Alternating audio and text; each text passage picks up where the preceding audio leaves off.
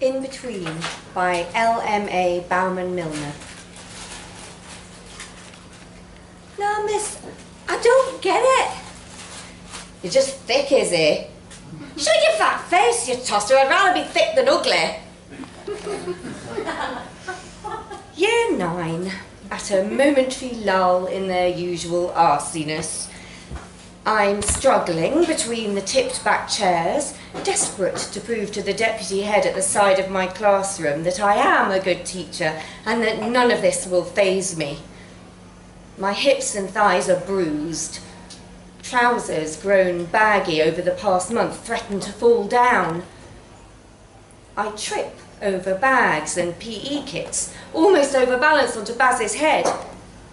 A small prayer to the nothing above or below, and I manage to hip twist hard and step into my balance again.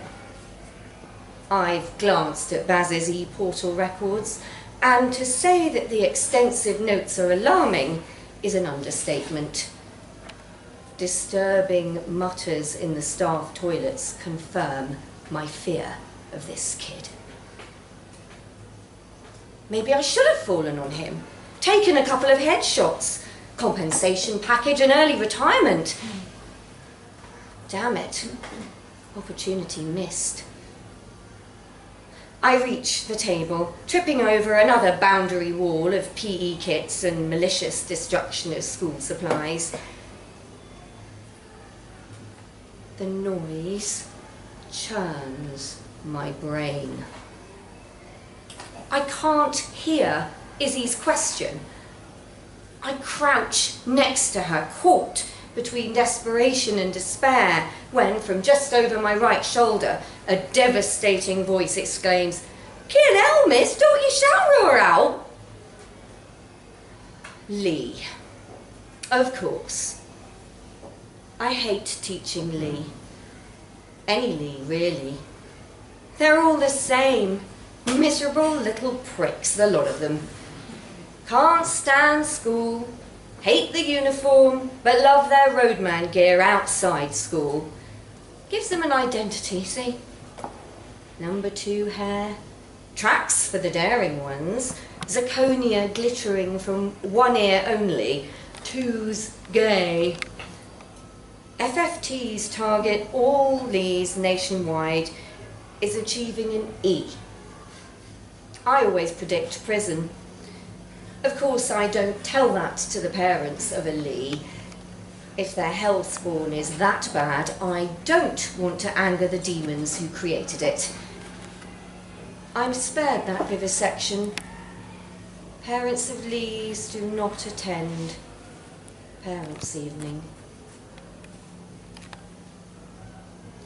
I can't help it. I can feel the red creep across my face, feel the heat rising, feel the acrid taste in the back of my mouth. Fight or flight, neither is an option. Not here. Out on the street, Friday night, sure, kick the shit out of him, happy to do it. Keep that happy thought locked away. I stare, keep my mouth shut, keep my acid breath in.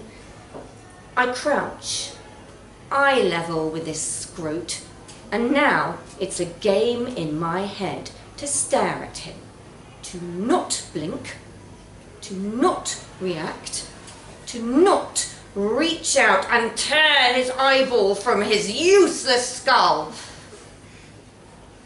The maelstrom sweeps through the room, vicious laughter and oohs and hands over mouth and a lame burn or two, and I barely hear it. Don't think about my hair.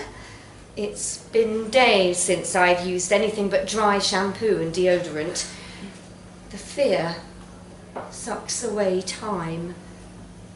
I am lessons and marking and dry heaves and vomit. I am tears and snot and no lunch.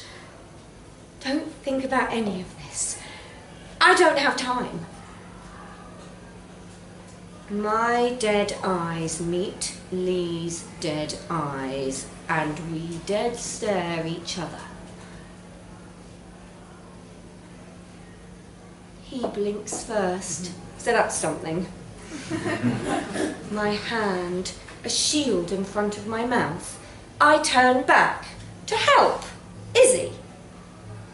The noise picks up as the others smell weakness and weak old sweat and bile.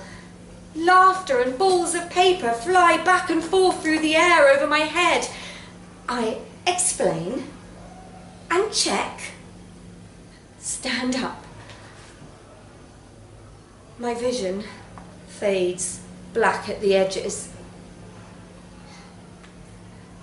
One breath in, and the students are a demonic chorus of malice, howling their victory over yet another teacher. One breath out, and I have nothing left for teaching. That bit in between, that pause held the sweetest peace. I wonder if that pause is what death would be like. I wonder how soon I can return to the peace in between. I let them scream and howl. I go through the usual dance steps, red, amber, green and plenary, and thinking homework, because half these kids don't have pens at home, and get out of the way for Pavlov's stampede. I pick up detritus and chairs. I ignore the antsy cough of management wanting a quick word before the next lesson. It's a trap, never quick, and I get written up for starting the next lesson late.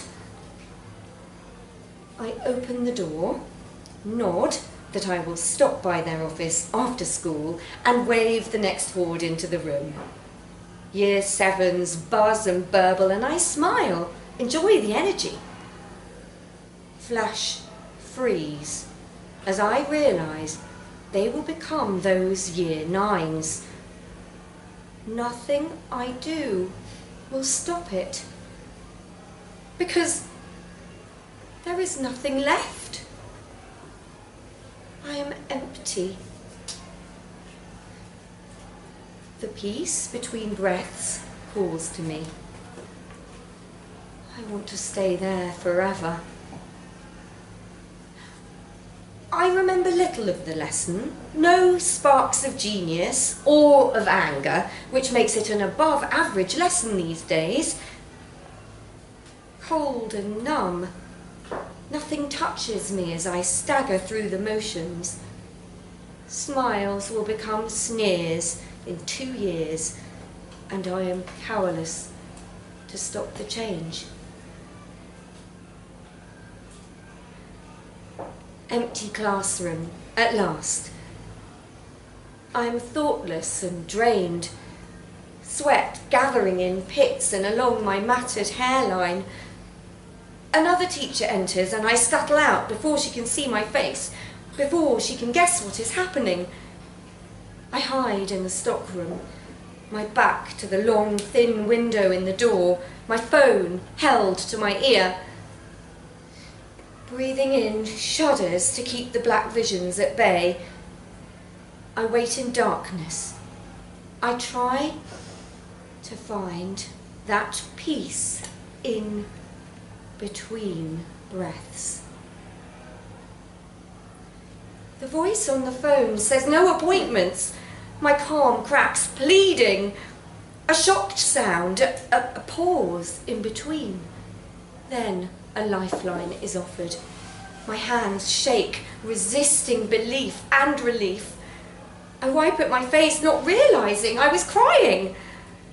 Jaw set, teeth together, lips pressed thin to keep the mask in place. I walk out of the stockroom, back to my classroom. I collect my bags and some precious books.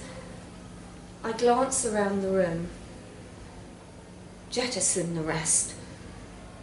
I walk out of the school to my car. For the first time, strange laughter flows with my tears.